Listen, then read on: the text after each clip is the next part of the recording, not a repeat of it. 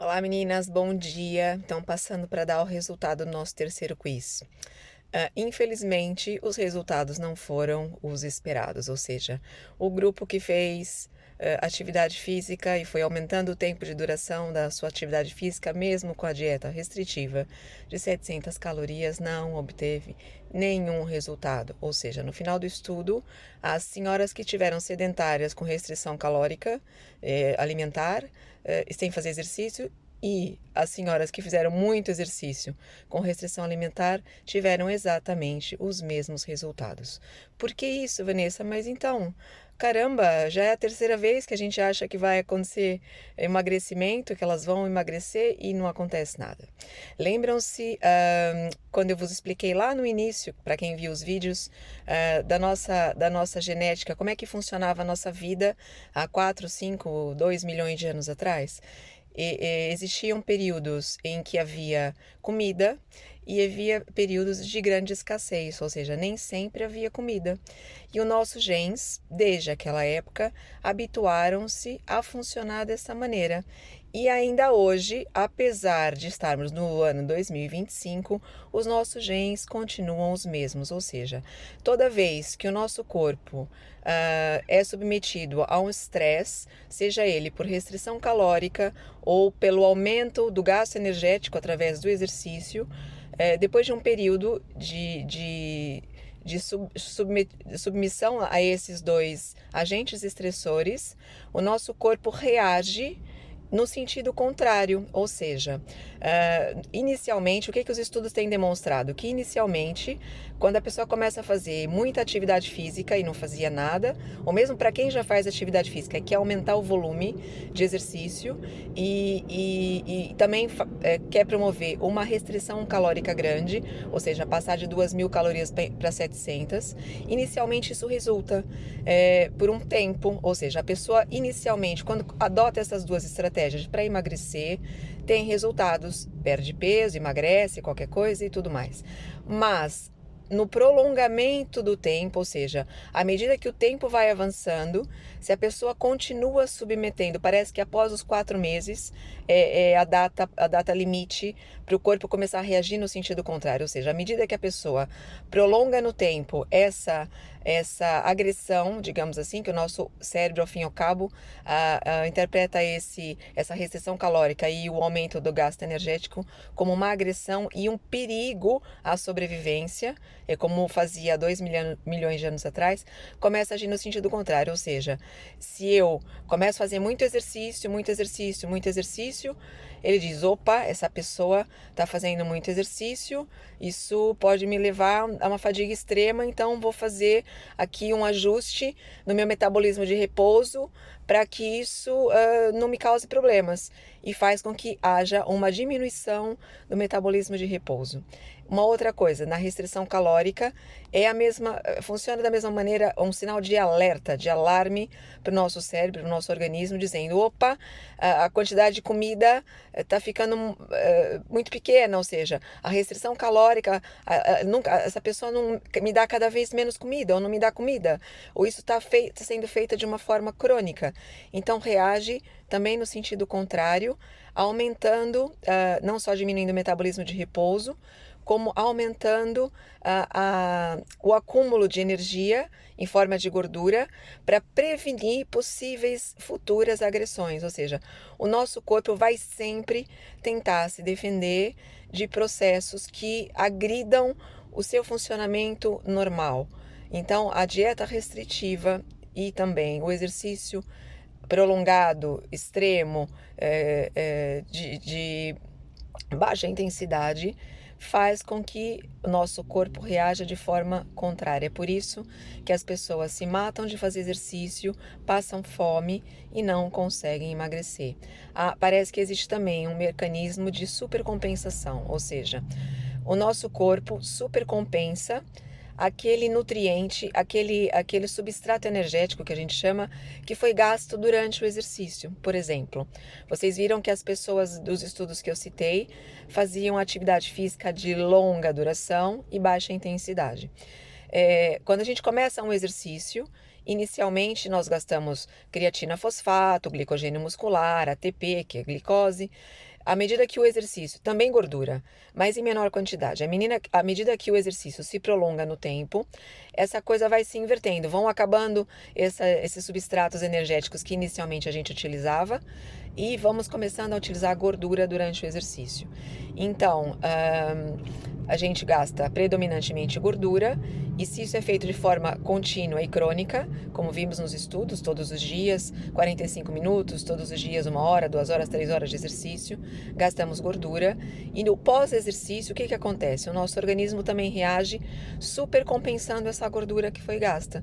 Ou seja, eu gastei 1 quilo de gordura numa maratona, por exemplo, e o meu corpo, a seguir a essa maratona, vai passar não só um dia, mas vários dias repondo aquela gordura que eu gastei. O nosso corpo vai se defender o tempo todo nesse processo. Por isso é que as pessoas que fazem restrição calórica a nível de alimentação e fazem exercício extenuantes não, mas de longa duração, com muita frequência, não conseguem emagrecer, porque o nosso corpo vai estar o tempo todo interpretando isso como uma agressão e reagindo a essa agressão, fazendo com que o nosso corpo caminhe no sentido contrário. Ou seja, ela está me tirando comida, eu vou armazenar gordura aqui nas minhas reservas, que é para garantir a minha sobrevivência e funcionamento dos órgãos vitais. Ela está gastando gordura, eu tenho que repor essa gordura que ela gastou, porque a redução da gordura corporal de forma extrema implica no risco de vida. Ou seja, nosso corpo age dessa maneira como há milhões de anos atrás e nada foi modificado.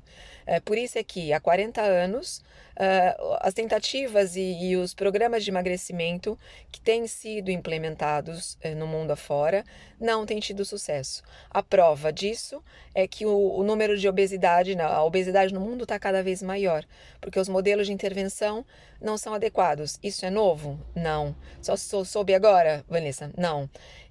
Isso já se sabe desde 1970, dos anos 70, 73. Então já se sabe há muito que esse tipo de procedimento e de intervenção não são eficazes. Mas se continua a bater nessa tecla. Por quê? Mistério. Pode ser por vários motivos, por desconhecimento, por falta de disseminação desse conhecimento ou por até de maneira intencional. Por quê? Porque a indústria da obesidade, né, da doença, da alimentação, da má alimentação, é que comanda o mundo. Então, não me interessa manter as pessoas magras e saudáveis. Me interessa que as pessoas sejam obesas. Por quê? Gordas e obesas. Por quê? Porque uma pessoa obesa tem, para ficar obesa daquela maneira, não é? Normalmente come muito, então tem que vender os alimentos todos, os produtos alimentícios que são produzidos pela indústria. Então a pessoa tem que se fardar de comer, depois de fardando de comer, fica gorda, fica doente, ficando obesa, né? Não gorda, ficando obesa, ficando doente, vai consumir os fármacos todos que a indústria farmacêutica produz na tentativa de controlar a doença. E depois vem a indústria do emagrecimento, que é outra que lucra milhões e milhões no mundo inteiro. Ou seja, a indústria do emagrecimento depois vai vender soluções milagrosas para que essa pessoa saia da obesidade e consiga emagrecer, coisa que não vai acontecer, não é? Porque senão esse ciclo se quebra. Se a pessoa conseguir emagrecer e voltar aos níveis de peso normal, toda essa gente deixa de ganhar dinheiro. Portanto, é uma reflexão também que há de se fazer. Só para arrematar esse assunto do porquê que as pessoas não conseguem emagrecer, fazendo altas demandas de atividade física e dieta restritiva, eu vou vos deixar aqui os dados de um estudo, que, como eu disse, já é antigo, foi feito já em 1973 com ratos, onde eles pegaram grupos de ratos e os ratinhos faziam o quê? Eles queriam saber o quê? O que acontecia depois de um período de atividade física intensa e prolongada e dieta restritiva com os ratos. Então, os ratos ficaram durante 12 semanas, tem que sempre olhar os dados, os ratos ficaram durante 12 semanas fazendo atividade física que era corrida. Eles corriam 2 horas por dia, 5 vezes por semana, e tinham alimentação controlada, ou seja, dieta restritiva. E depois desse período de 12 semanas, fazendo 2 horas de corrida todos os dias, corrida moderada, senão eles não aguentavam 2 horas, né? E comendo de maneira controlada, eles sacrificaram os ratos para verem o que que acontecia? Então, eles analisaram o metabolismo dos ratos e o que que acontecia no tecido de gordura, basicamente, no tecido adiposo, 24 horas, 48, 72 horas depois. O que que aconteceu? Então, eles verificaram que os ratos que faziam essa atividade física toda e tinham a dieta restritiva, 24 horas após terem terminado o programa completo de 12 semanas, eles tinham reduzido, aliás, eles tinham aumentado a síntese de gordura, ou seja, o acúmulo de gordura nos tecidos em 60%.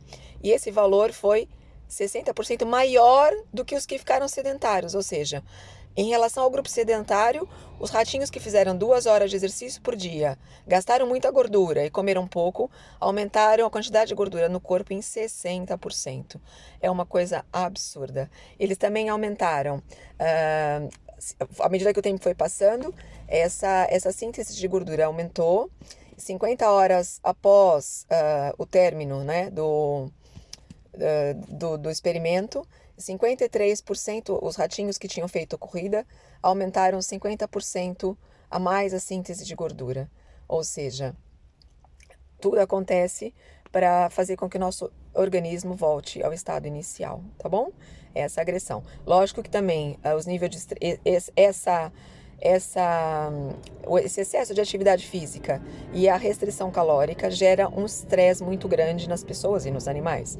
E por isso também tem a ver com o que a nossa Carlinha falou, esse estresse a nível físico e mental e emocional gera um aumento dos níveis do hormônio chamado cortisol, que a gente vai lá estudar mais para frente. E o cortisol basicamente não só aumenta a secreção de insulina, e fazendo com que, pronto, fique tudo mais difícil, adquiramos a famosa resistência à ação da insulina, aumenta, como a insulina está aumentada, a ação da resistência à insulina está aumentada e a captação de glicose diminui, que a gente já viu isso no diabetes, fica muita glicose circulando no sangue. Então, o nosso corpo, como não pode deixar aquele açúcar em excesso no sangue, armazena esse excedente de glicose em forma de gordura. Então, também aumenta as reservas de gordura por esse mecanismo. Além do que, o cortisol elevado faz com que a pessoa também tenha depois ataques de fome e crises de ansiedade e tenda a comer mais e descontroladamente alimentos menos bons, digamos assim. Então, esse é todo o mecanismo que acontece por trás da dificuldade das pessoas em perderem peso. Também eu vou deixar só aqui, gravar mais um vídeo com alguns exemplozinhos. Nós vimos até agora o impacto do exercício causava ou não no emagrecimento, mas tem muitos outros estudos que também focam-se na dieta restritiva. Eu vou dar só no próximo vídeo alguns dados mais curiosidades para vocês, e depois vou deixar aqui um vídeo de um professor, doutor em Ciências da Saúde, que é um dos maiores especialistas no mundo em treinamento de força e treinamento de alta intensidade, além do emagrecimento, que é obtido por forma desses duas características de treino. E alguns vídeos dele explicando como é que isso acontece, como é que nós podemos fazer então para minimizar esses números alarmantes de obesidade, e mesmo para quem tem excesso de peso ou quem está querendo emagrecer, o que deve fazer para perder peso de forma eficaz, sem ficar aí se matando e nadando contra a maré, sem que nada aconteça, né? Sem que eu tenha nenhum resultado, tá bom? Então fica aqui a minha breve explicação, mas vou deixar aqui mais coisas agora para vocês irem acompanhando. Um beijinho!